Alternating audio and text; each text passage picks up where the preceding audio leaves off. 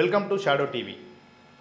ఈరోజు ప్రపంచవ్యాప్తంగా ఒక చర్చ ఉంది. సోలార్ ఎనర్జీ విషయంలో మనం ఎవరైతే మానవాళి వాడుకుంటున్న విషయంలో సోలార్ ప్యానెల్స్ ద్వారా మనం డైరెక్ట్గా కాకుండా ఇండైరెక్ట్గా సోలార్ ఎనర్జీని మనం వినియోగించుకుంటున్న పరిస్థితి ఉంది. ఈ నేపథ్యంలో ప్రపంచవ్యాప్తంగా ఉన్న సోలార్ ప్యానెల్స్ ఎంత మేరకు సేఫ్టీ ఉన్నాయి, వాటి వల్ల పర్యావరణానికి ఏమైనా ప్రమాదం ఉందా, లాభాలు ఉన్నాయా, నష్టాలు ఉన్నాయా అనేది ఇప్పుడు పెద్ద ఎత్తున చర్చ జరుగుతుంది. ఈ విషయంలో మనతో మాట్లాడేందుకు ఏఆర్సిఐ సైంటిస్ట్ డాక్టర్ ఇబ్రామ్ గణేష్ గారు మనతో ఉన్నారు.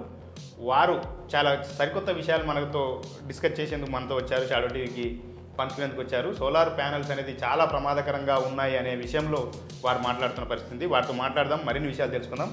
డాక్టర్ గారు నమస్తే. నమస్కారం సార్, ముఖ్యంగా సోలార్ ప్యానెల్స్ అనేది మీరు చాలా వివాదాస్పదం అవుతున్నాయి అంటున్నారు. సోలార్ ప్యానెల్స్ చాలా పర్యావరణానికి ప్రమాదకరం అంటున్నారు. ఈ పరిస్థితుల్లో అసలు ప్రపంచమంతా సోలార్ ప్యానెల్స్ ద్వారా డైరెక్ట్ ఎనర్జీ తీసుకునే పద్ధతి, అంటే ఇప్పుడు వేరు పద్ధతులు తీసుకుంటున్నాం. విండ్ పవర్ కానీ ఇతరత్ర, లేదంటే బొగ్గు ద్వారా కానీ ఈ పవర్, ఇది కంటే సోలార్ ప్యానెల్స్ ద్వారా వచ్చే ఎనర్జీ బెటర్ అనే పద్ధతిలో ప్రపంచమంతా పయనిస్తుంది. కానీ మీరు ఇది వివాదాస్పదం అవుతుంది, ఇది కరెక్ట్ కాదు, ప్యానెల్స్ అనేది ఇప్పుడున్న ప్యానెల్స్ కరెక్ట్ కాదంటున్నారు. ఎట్లా చెప్తున్నారు? ప్రపంచానికి రెన్యూవబుల్ ఎనర్జీ రిసోర్సెస్ అవి 7 ఉంటాయి. అవి 1 solar energy, 2 wind energy, 3 tide energy, 4 geothermal energy, 5 biomass, 6 nuclear energy, 7 hydro electricity. ఈ 7 వాడితే మనకు ఈ ఫొజిల్ ఫ్యూయల్స్ వాడడం వల్ల మన ప్రపంచానికి ఎనర్జీ నీడ్స్ కోసం మనం ఫొజిల్ ఫ్యూయల్ బర్న్ చేస్తున్నాం. బర్న్ చేయడం వల్ల కార్బన్ డైఆక్సైడ్ బై ప్రొడక్ట్ వస్తుంది. ఆ కార్బన్ డైఆక్సైడ్ వాతావరణంలోకి వెళ్ళి చాలా గ్లోబల్ వార్మింగ్, పర్యావరణానికి హాని చేస్తున్నది. సో ఈ పర్యావరణాన్ని రక్షించాలంటే మనం ఈ యొక్క ఫొజిల్ ఫ్యూయల్స్ యొక్క వినియోగము, మన ఎనర్జీ అవసరాల కోసం వాడడము తగ్గించాలి. అవి పూర్తిగా తగ్గించినప్పుడు మనం పూర్తిగా ఈ 7 రకాలైనటువంటి రినూవబుల్ ఎనర్జీ రిసోర్స్ పైన ఆధారపడి బతకాల్సి వస్తుంది. ఫర్ ఎగ్జాంపుల్, ఒక డౌట్ ఏంటంటే ఇప్పుడు సోలార్ మనం మొత్తము ఈ ప్రపంచం మొత్తం మీద 2022లో 604 ఎగ్జా జౌల్స్ ఎనర్జీ మనం బతకడానికి అవసరం వచ్చింది. అందులో నుంచి ఈరోజు సోలార్ ప్యానల్స్ యూజ్ చేసి ఎలక్ట్రిసిటీ ప్రొడ్యూస్ చేసిన దాన్ని మనం only 227.8 terawatt hour electricity silicon photovoltaics use చేసి ప్రపంచవ్యాప్తంగా మనం జనరేట్ చేయడం జరిగింది 2023లో. దాని యొక్క కంట్రిబ్యూషన్, ఈ సోలార్ ప్యానల్ ద్వారా జనరేషన్ యొక్క కంట్రిబ్యూషన్ ఎంత ఉందంటే ప్రపంచంలో ఈ 604 ఎగ్జా జౌల్స్లో కేవలం 0.2% మాత్రమే సోలార్ ప్యానల్స్ నుంచి వచ్చింది. మిగతాది మొత్తము మోర్ దెన్ 85% వరకు ఈరోజు కూడా మనం మోర్ దెన్ 85% ఎనర్జీ మన నిత్యావసరాలు తీర్చుకోవడానికి మనము ఫొజిల్ ఫ్యూయల్స్, కోలు, క్రూడ్ ఆయిల్, నేచురల్ గ్యాస్ పైన ఆధారపడాల్సి వస్తుంది. ఈ petrol, diesel, compressed natural gas, liquefied natural gas, ఇవన్నీ కూడా ఈ ఫొజిల్ ఫ్యూయల్స్ యొక్క బై ప్రొడక్ట్సే. ఇవన్నీ వాడడం వల్ల మనము అట్మాస్ఫియర్లోకి చాలా కార్బన్ డైఆక్సైడ్ రిలీజ్ చేయాల్సి వస్తుంది. 2023లో 38 billion tons of carbon dioxide మనము ఎనర్జీ కోసం ఈ ఫొజిల్ ఫ్యూయల్స్ బర్న్ చేసి ఆ కార్బన్ డైఆక్సైడ్ జనరేట్ చేసి అది మొత్తము వాతావరణంలో రిలీజ్ చేయడం జరిగింది. కార్బన్ డైఆక్సైడ్ అట్మాస్ఫియర్లో పోవడం వల్ల it is causing very severe global warming. ఈ మధ్య చాలా హీట్ వేవ్స్ చూస్తున్నాం మనం. భరించలేనంత టెంపరేచర్ వస్తుంది. 55, 56 never seen before kind of వాతావరణంలో మార్పులు జరుగుతున్నాయి. ఈ మార్పులన్నిటికీ కూడా ఈ కార్బన్ డైఆక్సైడ్ ఒక కారణమైతే ఈ మధ్య కాలంలో ప్రపంచంలో చాలా ప్లేస్లలో ఈ సోలార్ ప్యానల్స్ను వినియోగించడం జరుగుతున్నది ఎలక్ట్రిసిటీ ప్రొడ్యూస్ చేయడానికి. As a part of using renewable energy solar panels వాడడం జరిగింది. ఈ సోలార్ ప్యానల్స్ అనేది ఒక ఫోటో ఎలక్ట్రిక్ ఎఫెక్ట్ అనేది అది ఐన్స్టీన్ 1905లో ఇన్వెంట్ చేశాడు. ఓకే. ఆ ఫోటోలిక్ ఎఫెక్ట్ ఇన్వెంట్ చేసినందుకు ఐన్స్టీన్కి 1921లో నోబెల్ ఇచ్చారు. అవును. 1946లో ఫస్ట్ టైం ఆ ఫోటో ఎలక్ట్రిక్ యొక్క ప్రిన్సిపల్ వాడుకొని లైట్ నుంచి ఎలక్ట్రిసిటీని జనరేట్ చేయడం జరిగింది ల్యాబొరేటరీలో. 2010 నుంచి ప్రపంచవ్యాప్తంగా చాలా పెద్ద ఎత్తున సోలార్ ప్యానల్స్ కమర్షియల్గా వాడి ఎలక్ట్రిసిటీ జనరేట్ చేస్తారు మనుషుల యొక్క అవసరాలు తీర్చడానికని. సోలార్ ప్యానల్స్ వాడి పెద్ద ఎత్తున ఎలక్ట్రిసిటీ జనరేట్ చేస్తున్నారు. ఈ సోలార్ ప్యానల్స్ వల్ల ఉపయోగం ఏంటంటే సోలార్ ప్యానల్స్ నుంచి వచ్చే ఎలక్ట్రిసిటీని ఆల్టర్నేట్ ఎనర్జీ రిసోర్స్గా వాడుకోవచ్చు, కానీ సేఫ్ ఎనర్జీ రిసోర్స్గా వాడలేము వాటిని. ఎందుకంటే ఈరోజు ఉన్న సోలార్ ప్యానల్స్ ఒక మన మన మన యొక్క భూమి ఒక స్క్వేర్ మీటర్ ఏరియాలో 1 అవర్లో యావరేజ్గా 1 kWh అంటే ఒక ఎలక్ట్రికల్ యూనిట్కి సంబంధించినంత లైట్ తీసుకుంటుంది. అందులో నుంచి 20% లైట్ను ఎలక్ట్రిసిటీ కన్వర్ట్ చేస్తుంది. మోర్ దెన్ 30% లైట్ హీట్ ఎనర్జీగా జనరేట్ చేస్తుంది ఈ సోలార్ ప్యానల్స్. ఓకే. అంటే తక్కువ ఎలక్ట్రిసిటీ ఎక్కువ హీట్ ఎనర్జీ రిలీజ్ చేస్తున్నాయి అట్మాస్ఫియర్లకి. ఓకే.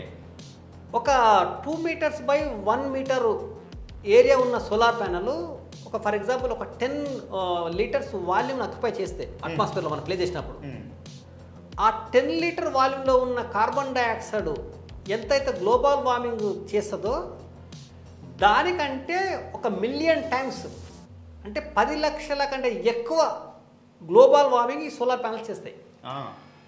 ఆ ఒక 10 liters వాల్యూమ్లో ఉండే కార్బన్ డైఆక్సైడ్ కాన్సన్ట్రేషన్ ఎంత అంటే 400 ppm ఉంటుంది. 400 parts per million అంటే దాని పర్సెంటేజ్ వచ్చేది 0.04% మాత్రమే కార్బన్ డైఆక్సైడ్ ఉంటుంది. ఓకే. అదే 10 liters వాల్యూమ్లో ఉండే solar panel 30% of the light falling on the earth surface is converting into heat energy. అంటే కార్బన్ డైఆక్సైడ్ ఆ ఏరియాలో ఉన్న కార్బన్ డైఆక్సైడ్ ఎంతైతే సన్లైట్ను అబ్జర్వ్ చేసి హీట్ జనరేట్ చేస్తుందో దానికంటే 10 లక్షల టైమ్స్ ఎక్కువ ఈ సోలార్ ప్యానల్ హీట్ జనరేట్ చేస్తుంది. దానివల్ల ఈ వాతావరణం యొక్క టెంపరేచర్ విపరీతంగా పెరిగిపోతున్నాయి. ఓకే. ఆ సోలార్ ప్యానల్స్ వాడడం వల్ల వచ్చే హీట్ వేవ్స్ ఈ మానవాళికి చాలా ప్రమాదకరంగా మారబోతుంది. సార్ ఒకటి చెప్పండి, ఇప్పుడు మన ఢిల్లీలో మనం 59, 57 ఆ పరిస్థితుల్లో చూసాం. హైదరాబాద్ అంటే ఆల్ ఓవర్ వరల్డ్ కూడా బాగా టెంపరేచర్ నార్మల్గా పెరిగిపోతుంది. దీంట్లో సోలార్ ప్యానల్స్ పాత్ర ఎంత ఉంది అంటారు? యాక్చువల్లీ సోలార్ ప్యానల్స్ ఇప్పుడు సపోజ్ ఒక 5 kilometers ఏరియాలో సోలార్ ప్యానల్స్ మనం ప్లేస్ చేస్తే ఒక normal sunny day in the summer సీజన్లో వెళ్ళి అక్కడ మనం సాయంత్రం ఒక థర్మోమీటర్ తీసుకొని టెంపరేచర్ మెజర్ చేస్తే ఆ సోలార్ ప్యానల్ నిలబడి అక్కడ ఉన్న వాతావరణం టెంపరేచర్ మెజర్ చేస్తే అక్కడ నుంచి ఒక 4-5 kilometers అవతల పోయి మెజర్ చేస్తే అట్లీస్ట్ ఒక 3-4 degrees డిఫరెన్స్ ఉంటుంది. ఆ ప్యానల్స్ అమర్చిన పరిసరాలతో ఈ సోలార్ ప్యానల్స్ డిజైన్ చేయడమే అవి ఇన్సిటు అవి టెంపరేచర్ జనరేట్ చేస్తాయని వాళ్ళకి తెలుసు. ఆ రూమ్ టెంపరేచర్ పెరుగుతుంటే ఈ సోలార్ ప్యానల్ ఎఫిషియన్సీ తగ్గుతూ ఉంటుంది. ఓకే. అందుకని ఏం చేస్తారంటే అది జనరేట్ చేసిన హీట్ను ఫాస్ట్గా గాలిలోకి వెళ్ళిపోవడానికి దాన్ని ఆ థిక్నెస్ మెయింటైన్ చేస్తారు. ఆ గ్లాసు కానీ అందులో వాడే మెటీరియల్స్ కూడా ఓకే థర్మల్ కండక్టివిటీ ఎక్కువ ఉన్న మెటీరియల్స్ వాడతారు. ఎందుకంటే ఆ సోలార్ సెల్స్ టెంపరేచర్ తక్కువ ఉండడానికి. సో 30% లైట్ను అది హీట్గా కన్వర్ట్ చేసి చాలా ఫాస్ట్గా వాతావరణంలో రిలీజ్ చేస్తుంది, లేకపోతే దాని ఎఫెక్ట్ తగ్గిపోతుంది. ఓకే. అందుకని వాటిని అలా డిజైన్ చేస్తారు. అచ్చా. ఇప్పుడు ఇంకొకటి సార్, ఈ అపార్ట్మెంట్స్లో హౌసింగ్ సంబంధించిన ఇండ్ల మీద కూడా సోలార్ ప్యానల్స్ పెట్టుకోండి, బాగా మీకు కరెంట్ ఆదా అవుతుంది, మీరు ఉల్టా కరెంట్ కూడా మళ్ళీ తయారు చేసి గవర్నమెంట్కి ఇవ్వచ్చు, మీకు దాని మీద ఆదాయం కూడా అంటున్నారు. ఇటువంటిది ఎంతవరకు సేఫ్ అంటారు? అసలు వీటి పరిస్థితి ఏంటి? యాక్చువల్లీ ఏంటంటే ఈరోజు సోలార్ ప్యానల్స్కు డైరెక్ట్గా మనం వాటి మీద ఒక టీవీ కానీ ఒక ఫ్రిడ్జ్ కానీ దాన్ని కనెక్ట్ చేసి వాడడానికి వీల్లేదు. సోలార్ ప్యానల్స్ నుంచి వచ్చే ఎలక్ట్రిసిటీ ఫస్ట్ మనం గ్రిడ్కి ఇవ్వాలి, గవర్నమెంట్కి ఇవ్వాలి. ఇచ్చి మళ్ళీ ఆ స్తంభం నుంచి మనము ఎలక్ట్రిసిటీ వాడుకుంటాం. మనం డైరెక్ట్ సోలార్ ప్యానల్ వాడడానికి వీల్లేదు, ఎందుకంటే అది ఎప్పుడు కాన్స్టెంట్గా రాదు, ఇంటర్మీడియట్ ఉంటుంది అన్నమాట. ఒకసారి మబ్బులు వస్తుంటుంది, ఒకసారి స్పీడ్ లైట్ ఇంటెన్స్ తగ్గుతుంది, ఒకసారి పెరుగుతుంది.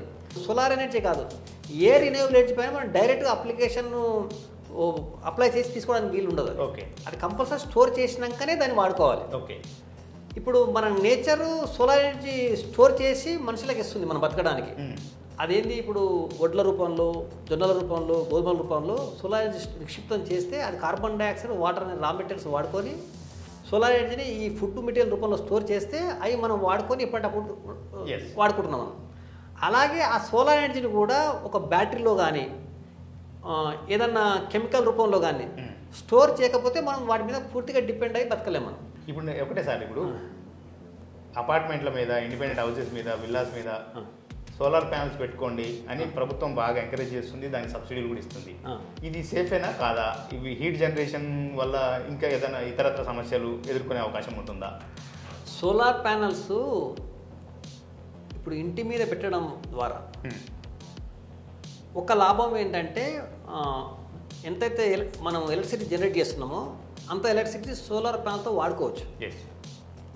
అంత మనము ఫాసిల్ ఫ్యూయల్స్ వాడడం తగ్గిస్తాం, ఆ రేంజ్లో తగ్గించుకోవడం అవకాశం ఉంది ఒకటి. ఓకే.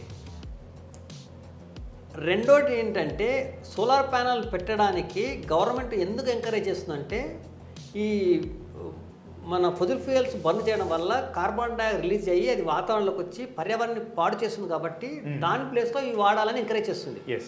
నిజానికి సోలార్ ప్యానల్స్ వాళ్ళు ఏదైతే చెప్తున్నారో దానికి భిన్నంగా పనిచేస్తున్నాయి అవి.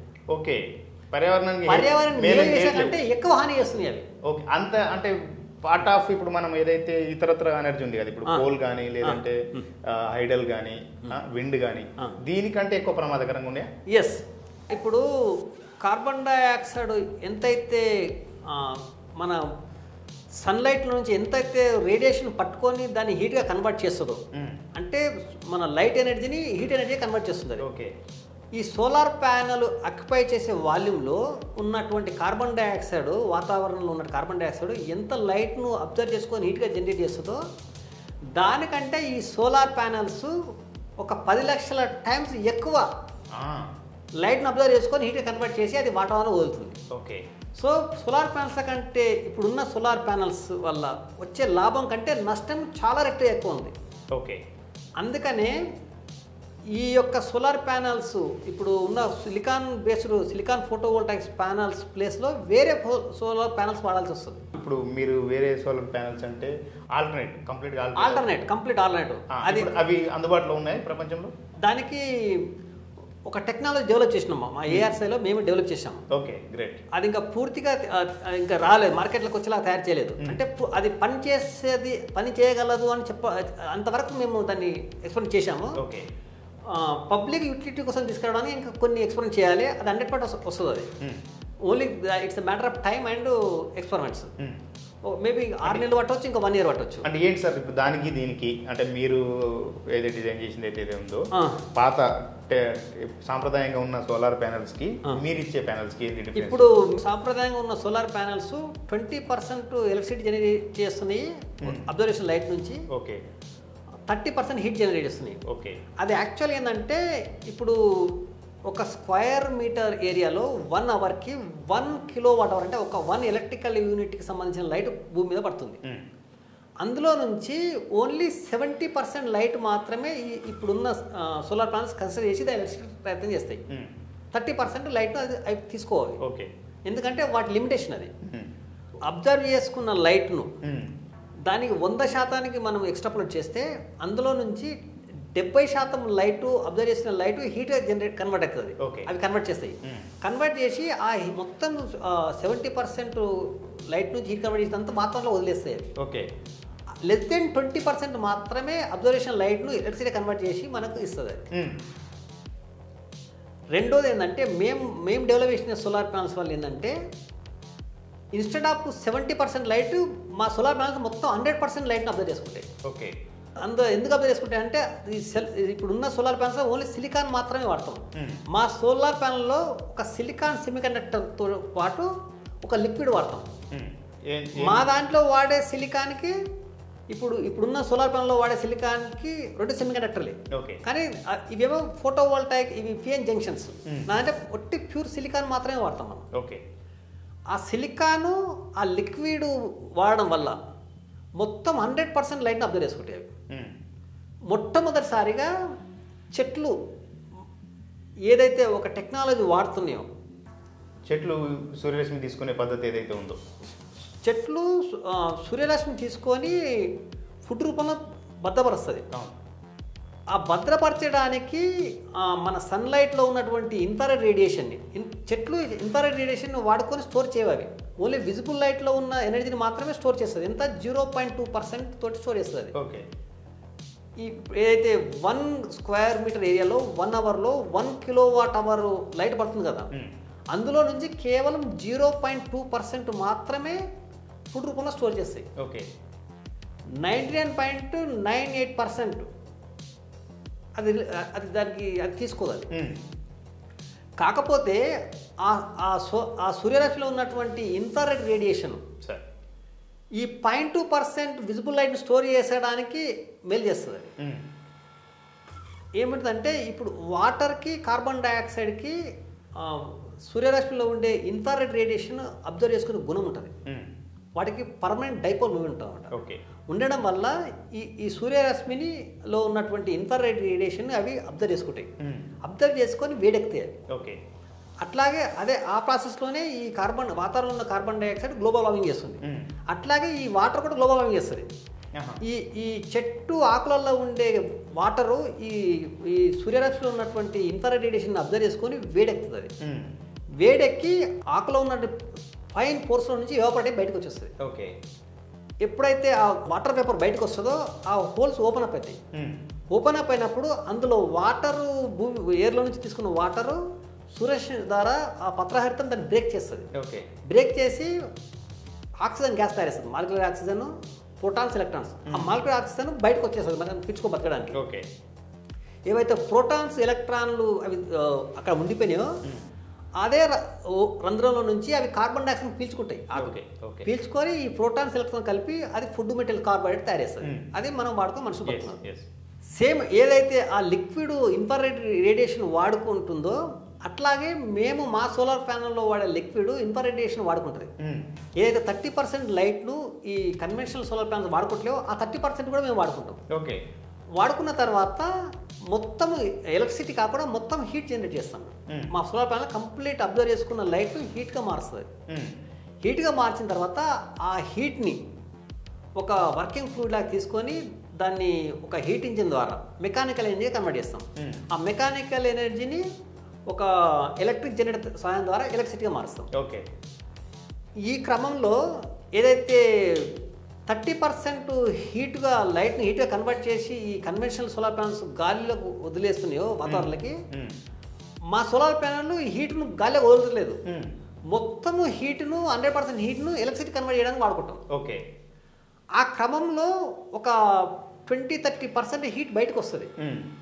ఆ 20-30% హీటు ఈ హీట్ ఎనర్జీ, ఎలక్ట్రిసిటీ ఎనర్జీ మొత్తం కలిపి ఒక 60% ఎఫిషియన్సీ తోటి మనం వాడుకోవచ్చు మనుషుల అవసరానికి.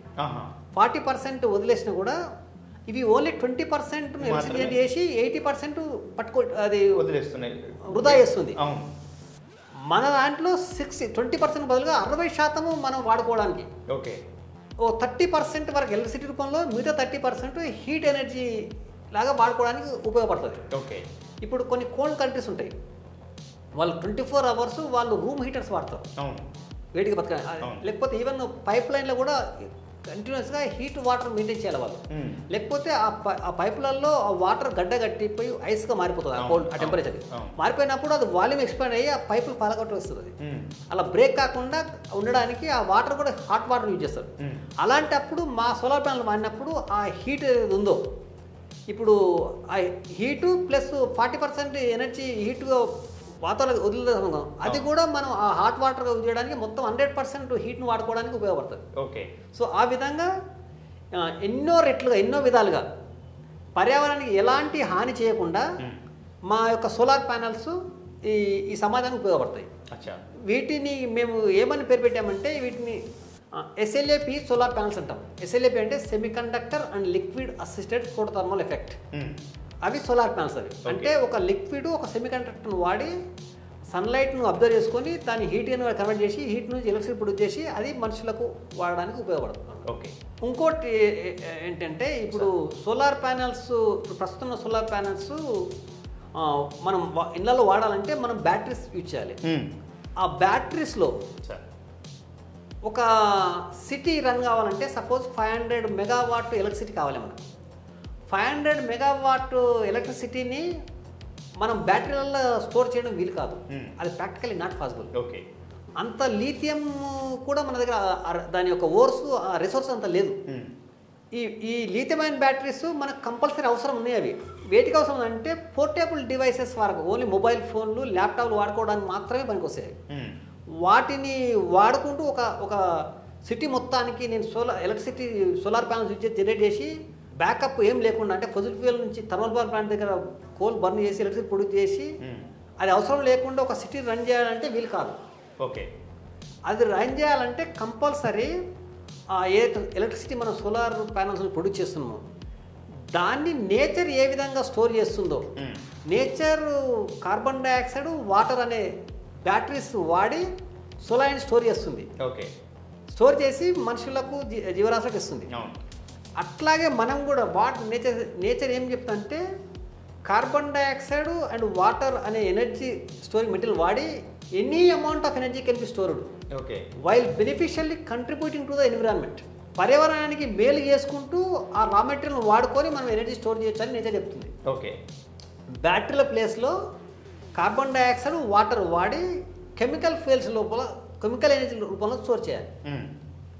దానికి కూడా మేము కొత్త రకమైన టెక్నాలజీ మేము తయారు చేస్తున్నాము. ఆల్రెడీ కూడా కొన్ని చాలా టెక్నాలజీ ఉన్నాయి.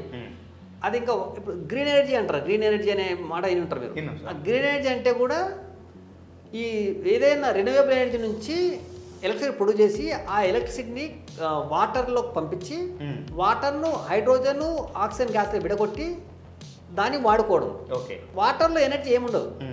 వాటర్లో కార్బన్ డైఆక్సైడ్ ఎనర్జీ ఏముండదు. అదే పెట్రోల్, డీజిల్ ఎనర్జీ ఉంటుంది. పెట్రోల్, డీజిల్ మనం మంట మండిస్తే మంట మంతాయి, కానీ వాటర్ను మంట మండిస్తే మంట మండదు. ఎందుకంటే ఇందులో ఎనర్జీ లేదు, అందులో ఎనర్జీ ఉంది. అందుకే వాటర్ను, కార్బన్ డైఆక్సైడ్ను ఎనర్జీ స్టోర్ చేయడానికి బ్యాటరీలుగా నేచర్ వాడుకుంటుంది. ఓకే. అవే బ్యాటరీలు మనం కూడా వాడుకోవాలి. వాటర్లో ఎనర్జీ ఏం లేదు, దానికి ఎలక్ట్రిసిటీ ఇస్తే అది ఎనర్జీగా మారుతుంది. ఓకే. ఎలక్ట్రిసిటీ ఇచ్చి వాటర్ ఎలక్ట్రోలైజ్లో దాన్ని స్ప్లిట్ చేస్తే హైడ్రోజన్, ఆక్సిజన్ గ్యాసులుగా మారింది. హైడ్రోజన్లో, ఆక్సిజన్లో ఎనర్జీ ఉంటుంది, వాటర్లో ఎనర్జీ ఉండదు. అంటే వాటర్కు ఎలక్ట్రిసిటీ కలవడం వల్ల రెండు హైడ్రోజన్, ఆక్సిజన్గా మారి ఇవి వీటిని మంట మండిస్తే మంట మంట. So they are already they become energy pockets. Recharge చేసిన బ్యాటరీస్ అయిపోయినాయి. ఓకే. వాటర్ అనేది కంప్లీట్ డిశ్చార్జ్ అయిన బ్యాటరీ. అది దాన్ని ఛార్జ్ చేస్తే అది హైడ్రోజన్, ఆక్సిజన్ గ్యాస్గా మారుతుంది. ఓకే. ఆ హైడ్రోజన్ గ్యాస్ని గ్రీన్ హైడ్రోజన్ అంటారు. దానికి కావాల్సిన ఎనర్జీ మనం సోలార్ నుంచి ప్రొడ్యూస్ చేసి యూజ్ చేస్తే అప్పుడు దాన్ని గ్రీన్ హైడ్రోజన్ అంటారు. ఓకే. అదే ఎలక్ట్రిసిటీ మనము కోల్ దగ్గర బర్న్ చేసి, కోల్ బర్న్ ఎలక్ట్రిక్ ప్రొడ్యూస్ చేసి తెచ్చి మన హైడ్రోజన్ ప్రొడ్యూస్ చేస్తే అది గ్రీన్ హైడ్రోజన్ అవుతుంది. సో ఇప్పుడు దానికంటే గ్రీన్ హైడ్రోజన్ అవసరం. గ్రీన్ హైడ్రోజన్ అని చెప్పేసి ఇప్పుడు సోలార్ ప్యానల్స్ వాడి దాన్ని స్టోర్ చేయడానికి, ఈ యొక్క వాటర్ రూపంలో స్టోర్ చేయడానికి గ్రీన్ హైడ్రోజన్ ప్రొడక్షన్ చేస్తున్నారు. కానీ నేను చెప్పినట్టుగా ఇప్పుడున్నటువంటి సోలార్ ప్యానల్స్ అది పర్యావరణాన్ని మేలు చేశాకంటే చాలా రెట్లు హాని చేస్తుంది. సో వాటిని ఇమ్మీడియట్గా బ్యాన్ చేసి వాటి ప్లేస్లో ఏవైతే మేము ఇప్పుడు SLAP సోలార్ ప్యానల్స్ అంటున్నామో ఈ సోలార్ ప్యానల్స్ ఇంట్రొడ్యూస్ చేయాల్సి వస్తుంది. ఎప్పటిలోగా ఇవి అంటే మనకు ఇప్పుడు గవర్నమెంట్ చక్కగా సహకరిస్తే ఒక 1 year లోపల అది మనుషుల అంటే సమాజానికి వాడుక రూపంలో తీసుకురావడానికి ఆస్కారం. సో దాని గురించి ఫండింగ్ రైజ్ చేస్తున్నాము. మా డైరెక్టర్ కూడా ఒప్పుకున్నాడు. సో దాన్ని నేను వేరే చాలా అంటే అందులో ఒక్కటే టెక్నాలజీ కాదు, ఒక 4-5 టెక్నాలజీ ఉంటాయి. అది మొత్తం కలిపి ఒక ఇంటికి ఇస్తే సోలార్ ప్యానల్స్ వాళ్ళు బయట నుంచి ఒక్క యూనిట్ ఎలక్ట్రిసిటీ కూడా కొనుక్కోకుండా మొత్తము సోలార్ ఎనర్జీ నుంచే ఎలక్ట్రిసిటీ ప్రొడ్యూస్ చేసుకొని వాళ్ళ ఇంట్లో కావాల్సినటువంటి అన్ని అవసరాలు తీర్చుకుంటూ ఈవెన్ వెహికల్స్ కూడా బ్యాటరీస్ రూపంలో స్టోర్ చేసి వాళ్ళు వాడుకోవడానికి వీలవుతుంది. ఓకే. దానికి ఒక సోలార్ ప్యానల్తో పాటు ఒక ఎలక్ట్రోలైజర్, ఒక ఫ్యూయల్ సెల్ ఇస్తాం మేము. Alkaline electrolyser, alkaline fuel cell, ఈ 3 వాడుకొని వాళ్ళు ఇండిపెండెంట్గా ఒక్క యూనిట్ ఎలక్ట్రిసిటీ కూడా బయట నుంచి కొనకుండా ఒక ఇంటిలోనే ఉంటుంది, అవసరాలు తీర్చుకోవచ్చు. ఓకే. ఎప్పుడైతే ఈ టెక్నాలజీ సమాజానికి వాడుకలకు వస్తుందో ప్రతి ఫ్యామిలీకి 50% ఎక్స్పెండిచర్ తగ్గిపోతుంది. ఓకే. వాళ్ళ కేవలము బట్టలు, ఫుడ్ ఉంటే బతికేయచ్చు వాళ్ళు. అంటే ఒక 1 yearలో మనం ఇటువంటి ఈ అద్భుతాలు ఎస్ ఇవన్నీ కూడా ఇప్పుడు వాళ్ళు మన గవర్నమెంట్ ఇచ్చే డబ్బులను వాళ్ళ ఫండింగ్ బట్టి దీని యొక్క డెవలప్మెంట్ స్పీడ్ ఆధారపడి ఉంటుంది. ఓకే, బట్ అది పాసిబిలిటీ 100% పాసిబిలిటీ అవుతుంది. పాసిబిలిటీ ఉన్నదాన్ని చేస్తున్నాం మేము. పాసిబిలిటీ అవుతుందని తెలిసిన తర్వాతనే ఎక్స్పెరిమెంట్ స్టార్ట్ చేసాము. దానికి ఒక 16 ఏళ్ళ సుదీర్ఘమైన సమయము వెచ్చించి దాని సాధ్యాసాధ్యాలు అన్నీ తెలుసుకున్న తర్వాతనే దాన్ని ఎక్స్పెరిమెంట్ చేయడం జరిగింది. అది ప్రూఫ్ ఆఫ్ కాన్సెప్ట్ ఆల్రెడీ అయిపోయింది. ఇందులో కొత్తగా చేసేది ఏం లేదండి. ఆల్రెడీ ఉన్న టెక్నాలజీ, ఆల్రెడీ ప్రూవ్ అయిన టెక్నాలజీని కొత్త తరహాలో వాడి ఈ టెక్నాలజీ డిజైన్ చేయడం జరిగింది. ఓకే, సో అందులో ఫెయిల్ అవుతుంది అనేది ఏం లేదు. ఓకే, సో ఇది 100% సక్సెస్ఫుల్ టెక్నాలజీ తీసుకొని మనము ఈ ఎక్స్పెరిమెంట్ స్టార్ట్ చేసినాం. Okay, thank you doctor Ibram Ganesh garu. Thank you. చాలా వాల్యుబుల్ విషయాలు. ఒకటి ఏంటంటే ప్రస్తుతం ఉన్న సోలార్ ప్యానల్స్ని ఇమీడియట్లీ బ్యాన్ చేయాలని డాక్టర్ ఇబ్రామ్ గణేష్ గారు చెప్తున్నారు. అదేవిధంగా ఏదైతే మా ఎక్స్పెరిమెంట్స్ మేము చేస్తున్న కృషికి ప్రభుత్వం నుంచి మాకు సహకారం ఇస్తే ఖచ్చితంగా 1 yearలోనే అద్భుతాలు చూడొచ్చు. 1 yearలోనే ఆల్టర్నేటివ్ సోలార్ ప్యానల్స్ ఈ సొసైటీకి, ప్రపంచానికి అందిస్తామని కూడా డాక్టర్ ఇబ్రామ్ గణేష్ గారు చెప్తున్నారు. మరో ఇంటర్వ్యూతో మళ్ళీ కలుద్దాం. ధన్యవాదాలు.